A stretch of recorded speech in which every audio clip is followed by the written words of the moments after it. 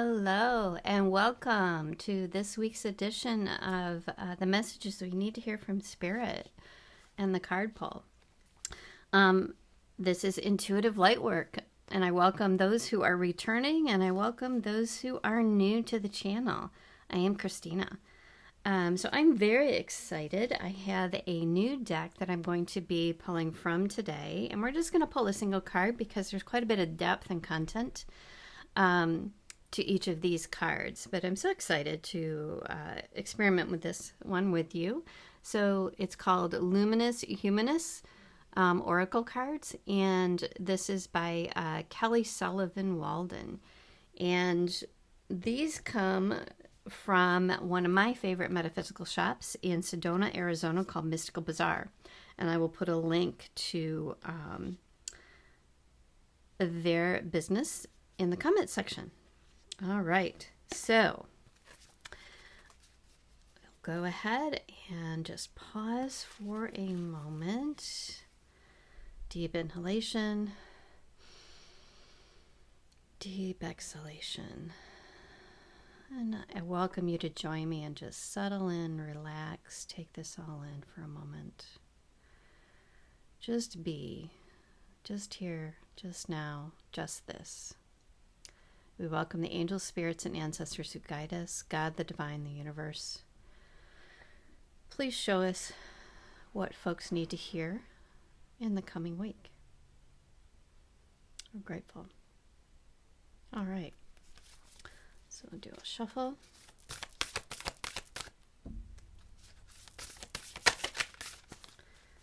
Okay.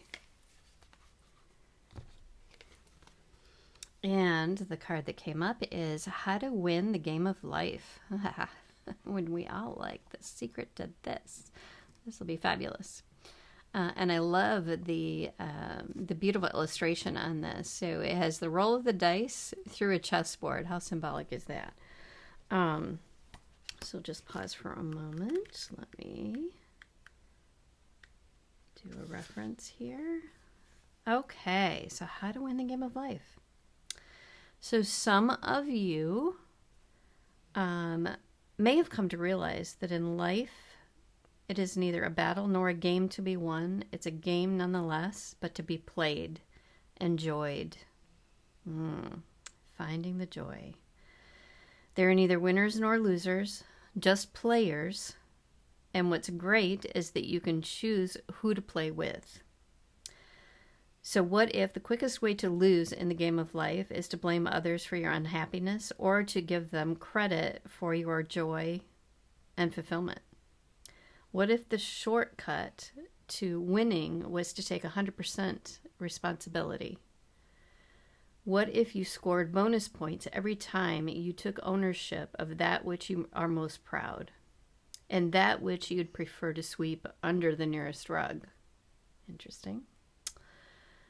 What if it is 100% up to you to make a growing, glowing, colorful, thriving celebration of your life? What if just by contemplating this possibility, you advanced leaps and bounds across the game board? So a lot there to digest and let settle in. And for those of you that this resonates, please feel free to like, share, and subscribe. For those that it may not, that's okay. All right, and the mantra is, the dice rolls in my favor when I take total responsibility for my life. Let me share that again. So this week's mantra, the dice rolls in my favor when I take total responsibility for my life. So with that, a couple of things come to mind. I've been doing quite a bit of research and study of late in psychology and sociology on the value of rest in our lives. And in the United States, there's a recent study that came out in a report that was done on CBS News on their Sunday morning program, in which they talk about the result being that we place so much value in the United States on productivity above religion, above joy, happiness, fulfillment, even marriage, partnerships. So it was a fascinating study, right? And that we've lost sight of the value of rest. And by rest, I mean completely disconnecting and just letting yourself be. And I feel like that's also being reinforced here as we take that responsibility for our lives and giving ourselves permission for that space, that rest, to rejuvenate, to restore ourselves. As a result, one of the examples that was shared in one of the reports is that historically, there are these creative geniuses in history who would spend roughly 4 hours a day on their creative art, whether it was writing, in some it was producing film, with others it was producing extraordinary works of fine art, painting, sculpting, you name it. But that was their life. And then the rest of that time, they were enjoying or finding the joy in life. And I think that is just so vital to our existence, and we've lost sight of that. So my hope for all of you is that this will help you to reflect on this and to allow yourself the space and the time for it. Do some experiments. And in some instances, I think we've become so addicted to productivity that once we do get in that space where we can completely disconnect, it becomes very uncomfortable because it's become so foreign. So I hope you'll give this a try. Maybe do some of the breathing exercises and some of my other videos in which I talk about ways in which you can reduce stress. And there's more coming in that series very soon.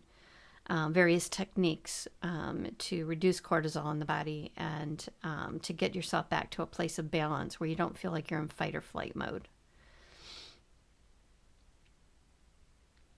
So in addition to what we're looking at here and allowing this space for rest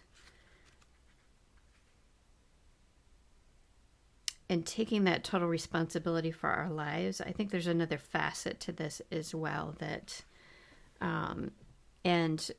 I'll be very transparent. I struggle with this myself from time to time, but this is a great reminder, not only for myself, but hopefully for many of you, that we have a choice, right?